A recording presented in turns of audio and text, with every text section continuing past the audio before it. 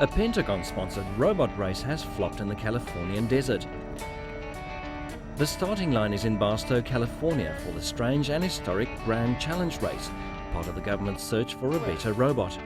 Beginning at dawn, the robots tackled a course that is expected to stretch around 200 miles. So guys, we'll see you in trim. Of the 21 teams that arrived, 15 teams survived the grueling qualification, inspection and demonstration event at the California Speedway in Fontana, California.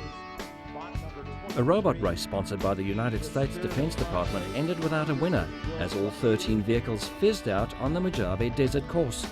The autonomous robotic vehicle set out on a 224-kilometer race across the desert in California with a goal of one day running dangerous missions in war zones without risking the lives of US soldiers.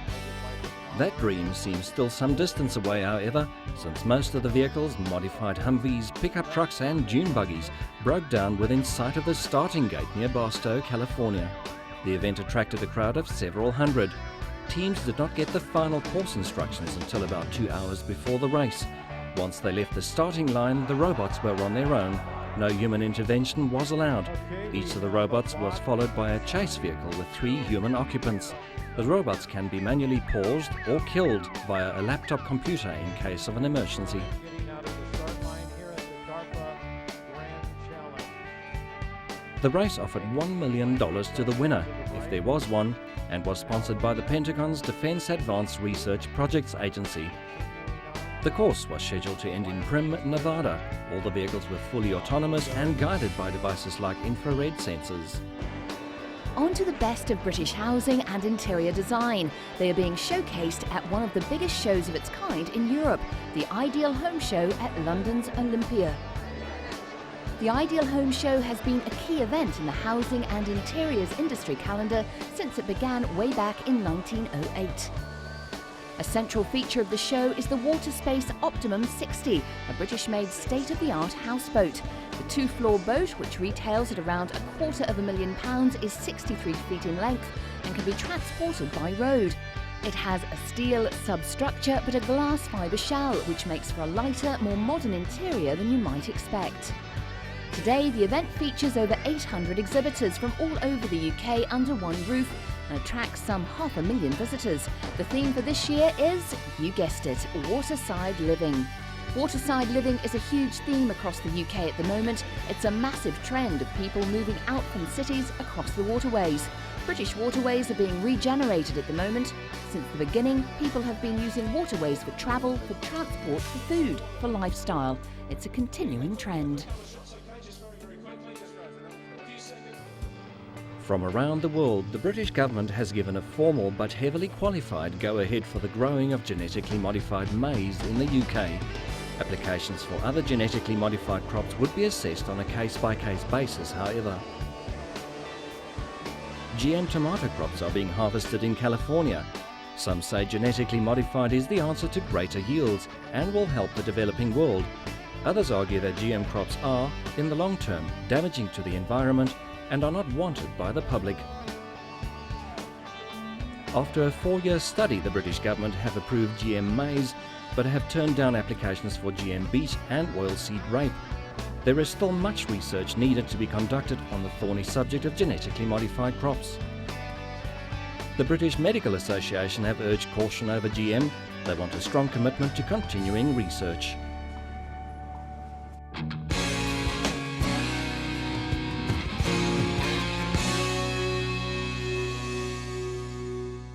Since before the arrival of the Spaniards in the 16th century, Colombian Wayuu Indians have harvested salt in the windswept region of Guajira. Today, government neglect, foreign competition and land disputes threaten to end the trade, endangering the livelihood of thousands of Wayuus. Letitia Arguelles squints out into the blinding salt fields where she has laboured since childhood. The evening sun fades and a group of ragged workers shovel the last glistening mounds of salt into wheelbarrows. With its sun-drenched deserts and heavy winds, the peninsula on the northeastern coast of Colombia has near-perfect conditions for salt extraction. Early each morning, hundreds of families, including many women and children, leave their wooden shacks to harvest salt at the mines. Armed with shovels, picks and wooden wheelbarrows, the salt workers brave the burning rays of the sun for hours. Salt here is produced by evaporation. Fresh seawater is pumped into shallow ponds divided by dikes. The salt crystallizes into massive slabs, which sometimes reach 6 feet, 2 meters deep. The salt workers break up the slabs to reach for the better quality layers underneath. The salt is then raked into mounds and taken to the port, ready to be loaded. Most of the salt is produced for industrial use and cattle. Salt, one of the oldest commodities in the world, has been traded since ancient times, determining trade routes. For centuries it was used as a preservative, and the Roman army paid its soldiers in salt, thus the term salary. For the Wayuu, one of Colombia's 80 indigenous groups, salt is more than a way of life. It has deep symbolic importance, and many of their legends have to do with salt. But the lifestyle could soon disappear. Some 2,000 Wayuu families depend on the salt. The mine, owned by a state firm in liquidation, has been on a steady decline for years. Lack of fresh investments, aging infrastructure and cheaper salt from Chile has made the mine unprofitable. In 1992, following a new constitution which recognized indigenous rights in Colombia, the government and the Wayuu reached an agreement over the exploitation of the salt mines. The deal called for the creation of a new salt company in which Wayuu Indians would have a 25% stake. The state would provide social security coverage, build a public hospital and school center. The agreement was largely ignored by the state, prompting condemnation by many rights groups. Some foreign companies have been approached to invest in the mine, but the Wayuu, who regard the salt mines and the land as ancestral land, oppose privatization. Protesters at the mine have become common, and experts have suggested that the economic future of windswept Guajira is the creation of wind power to generate electricity for sale to other parts of the country. Salt workers say they will continue to work the salt mines until the last day. If the mine closes, the Wayus would most likely turn to smuggling. Let's hope for better things.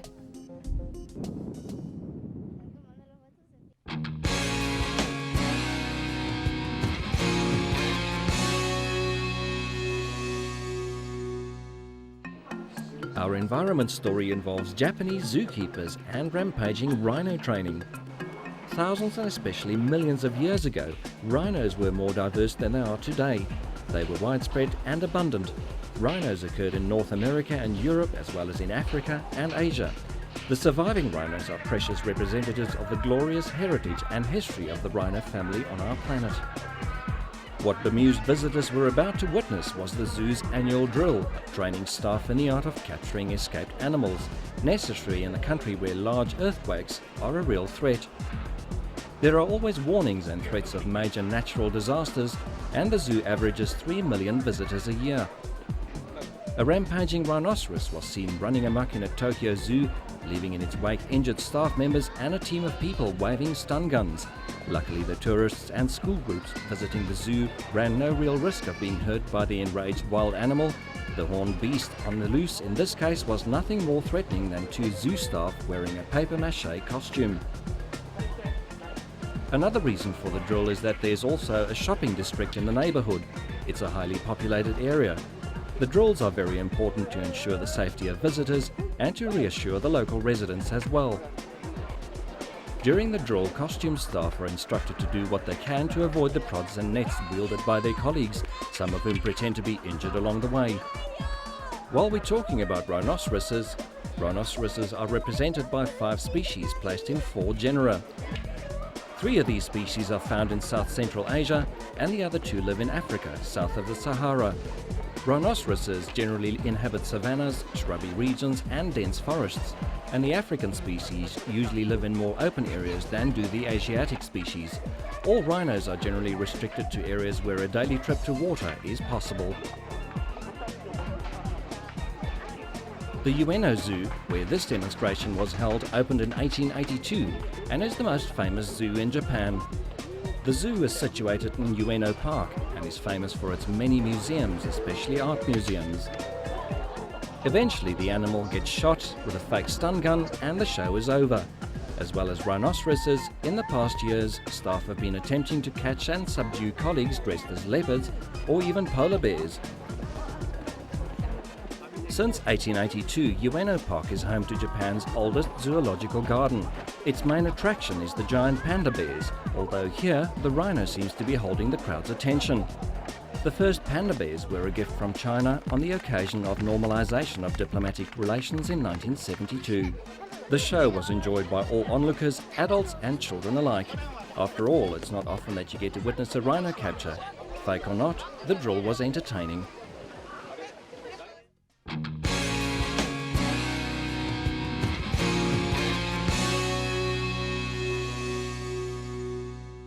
Now onto health, and British researchers have made a key discovery into how the human brain comprehends speech, a result that's leading to a new treatment and therapy for people suffering head injuries.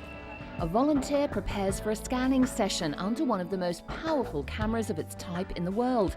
By tracking where blood is moving in the brain, positron emission photography shows researchers at London's Hammersmith Hospital exactly which part of the brain is reacting to sounds and speech.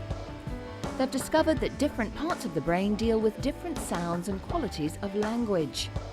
By feeding different sounds and speech into the volunteers' ears, researchers can see exactly how the brain processes the information. For victims of head injuries, it means that doctors can determine what part of the brain has been damaged and which parts are becoming active to compensate for the damaged areas. For many victims of strokes or other head injuries, the research at Hammersmith Hospital could lead to new treatments and therapies. The research could also help develop quick and simple tests to diagnose a range of diseases, injuries and conditions like dyslexia. Nearly 9 million people in the world develop tuberculosis every year, making it one of the 3 greatest killer diseases. India has the largest number, accounting for 28% of all cases. The WHO, World Health Organization, says TB is a worldwide problem. It's the biggest pandemic of all time, killing 2 million people each year. Since 1993, WHO has declared TB a global emergency. To counter its rise in countries like India, the WHO introduced DOTS, Direct Observed Therapy. The strategy is showing positive results. They hope that by at least 2005, double the amount of cases are detected and enrolled in treatment. It is felt that it's necessary to reach 2 targets to detect 70% of the cases and treat at least 85% of them. After that, it's hoped it's a downward trend toward elimination by 2050. It's hoped that by working with rich and poor nations and accelerating social and political action, the unnecessary spread of tuberculosis around the world can be prevented.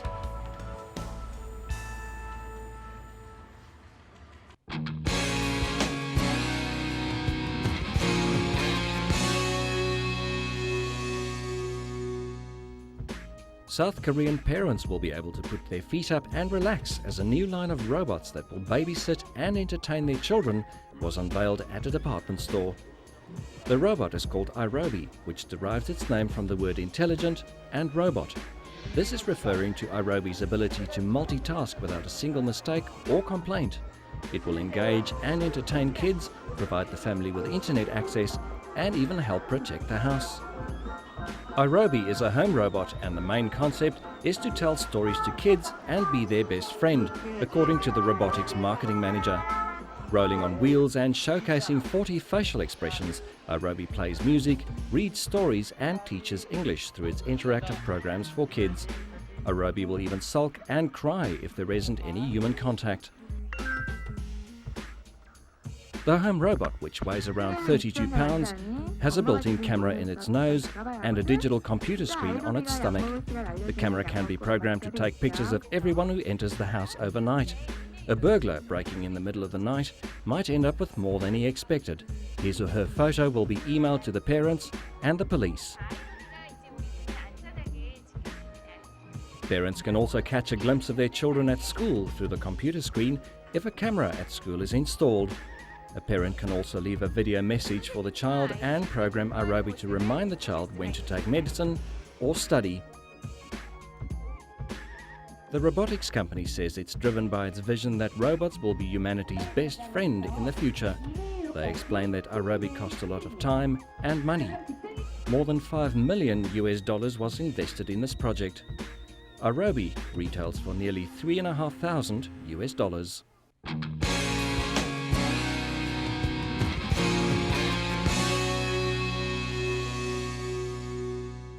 French designer Christian Lacroix kept the print trend going for next winter with ready-to-wear displays that were a festival of pattern and texture. Prints were the focus at Lacroix, who returned to the Paris catwalk after a 2-year absence, seemingly energised by his twin role as chief designer for Florentine label Pucci.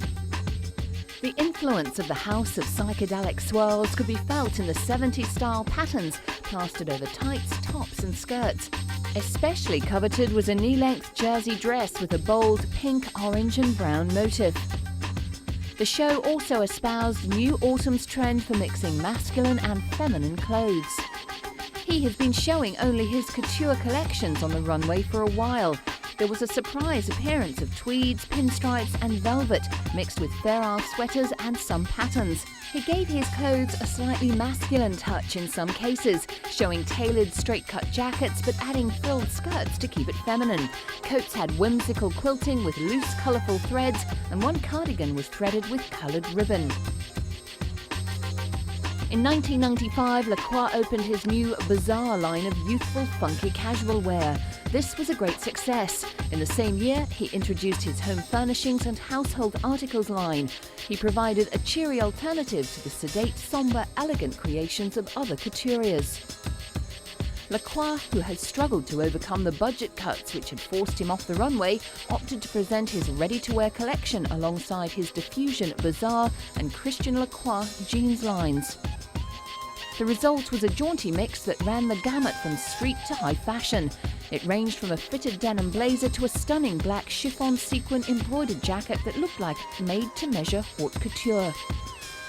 Christian Lacroix is one of the most influential and colourful couturiers in the world, who is known as the man with the magic paintbrush because of his ability to mix astounding colours together. He takes inspiration from the Orient, medieval tunics and gowns, military uniforms of the Napoleonic period, as well as costumes from outer Mongolian peasants.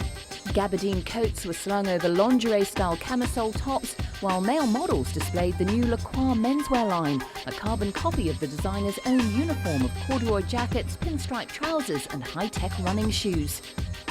His bright palette and extravagant use of colour and fabric have changed the otherwise rather darker, duller fashion trends of the time. It is all cutting edge.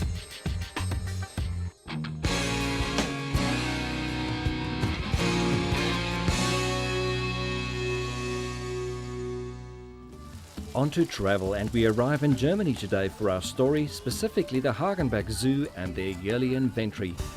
Weighing a giant turtle is much easier than counting 130 flamingos, as keepers at Hamburg's Hagenbeck Zoo have discovered.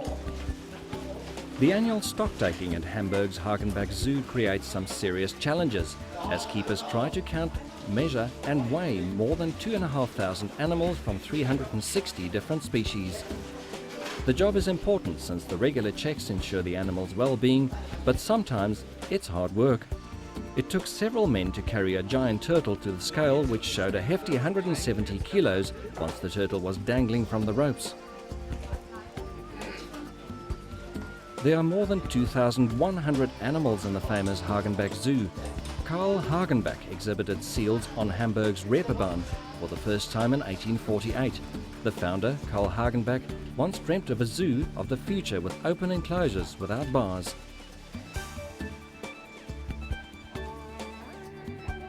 Caretakers of Little Candy were especially pleased by the progress the Asian elephant had made since its birth last May. It had grown half a metre. According to Hagenbeck Zoo, Candy's birth was the first in Germany of an elephant being born without a herd, as is natural with wild elephants. There's a lion's track which was once remarkable as being the first unfenced enclosure for lions in the world. One of the zoo's biggest attractions is the troparium, with its sharks and moray eels, corals and seahorses, piranhas, alligators and anacondas. And both young and old enjoy the sight of the walruses at feeding time, the baby elephants lumbering along and the breathtaking dolphin show. The spacious open enclosures for elephants, cattle, bears and antelopes are partly Hagenbeck's work. But in 1943, nearly everything was destroyed as countless incendiaries and high-explosive bombs razed the zoo to the ground. In 1945, Karl Heinrich Hagenbeck was faced with the overwhelming task of rebuilding the work of generations. He succeeded. The zoo is now bigger and more beautiful than it ever was. There are 5th and 6th generations of Hagenbecks at present working there. It has been a family enterprise for more than 140 years now, receiving no subsidies whatsoever from the city-state of Hamburg, which itself used to run a zoo in the park, now known as Planten und Blumen. This zookeeper has the unenviable task of counting flamingos. It was suggested to count the flamingo's legs, then just divide the number. But whatever way you look at it, it's hard work counting a flock of flamingos that just won't stand still. Hagenbeck's financial independence is something which visitors may well care to bear in mind as they stroll through the wonderful parkland, watching animals typical of every part of the world, or children enjoying themselves on the playground. The park is open all year round, daily starting from 9 a.m. until 3:30 p.m. In the summer months, the hours are extended. And now it's the turn of the camels. Weighing camels must be one of the easier tasks if, like this fine specimen, it walks along quite happily chewing its piece of carrot in contentment. Hamburg, where the zoo is situated, is Germany's second largest metropolis with one of Europe's biggest ports. Elegant and cosmopolitan, Hamburg is now a city of palatial office buildings, magnificent promenades, international musicals, extravagant shopping malls, and the famous Reeperbahn and St. Pauli. The magical aura of faraway places is still alive in the old warehouse quarter and the little canals. Hamburg is also Germany's greenest city with many spacious lawns and lovely parks. You know, they say that you can't lead a horse to water, but luckily for these zookeepers it does seem that you can lead a camel pretty much anywhere you want to. Or you could also say, why did the camel cross the road? To get to the other side.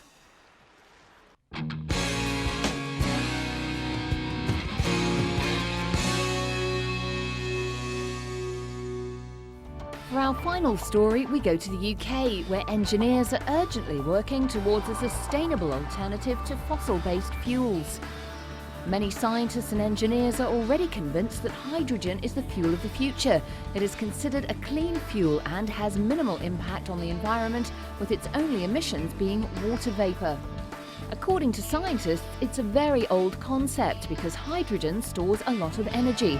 In the future, the advantage of cleanliness and of efficiency will gradually substitute for natural gas and for other fuels as well.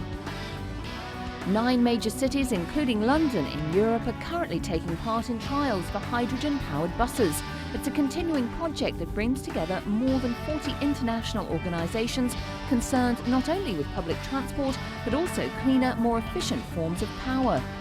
At Birmingham University, the research is concentrating around the storage of the gas, but they are convinced it is a very clean energy system, and that's good news for us all. Well, that's all we have time for today. We look forward to your company next time.